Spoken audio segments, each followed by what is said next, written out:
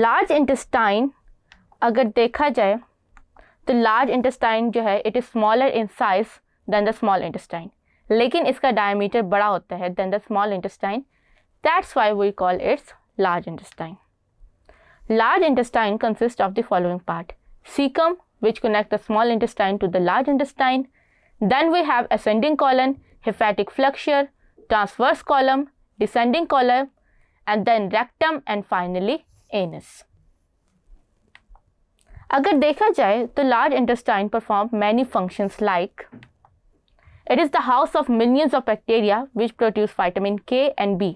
और ये vitamins आपके large intestine से enter होते हैं आपकी ब्लड में. Then it absorb the water and electrolyte from the undigested food. Then आपका जो म्यूकोसा है लार्ज इंटेस्टाइन के वो बाइकार्बोनेट्स को सिक्रीट करते हैं जो कि आपके अनडाइजेस्टेड फूड की एसिडिटी को न्यूट्रलाइज कर देते हैं.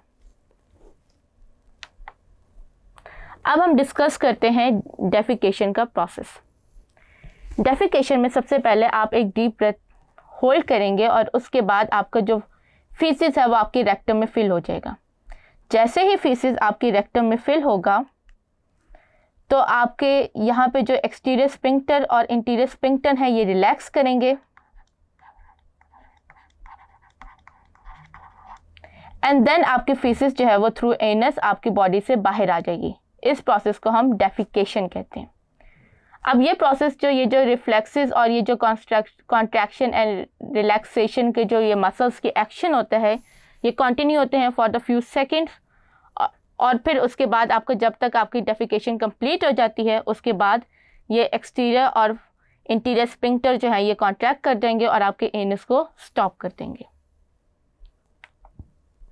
उसके बाद अगर हम बच्चों की बात करें तो बच्चों के अंदर जो ये रिफ्लेक्स होता है ये ऑटोमेटिक होता है और ये किसी भी टाइम हो जाता है बिकॉज बच्चों के अंदर थोड़ा कॉन्शियस नहीं होता. लेकिन जैसे जैसे बच्चे जो होते हैं वो बड़े होते जाते हैं उनके अंदर एक्सरसाइजेस के थ्रू वो जो होता है उनके अंदर वॉलंटरी एक्शन इनको कंट्रोल करने की आदत डेवलप हो जाती है.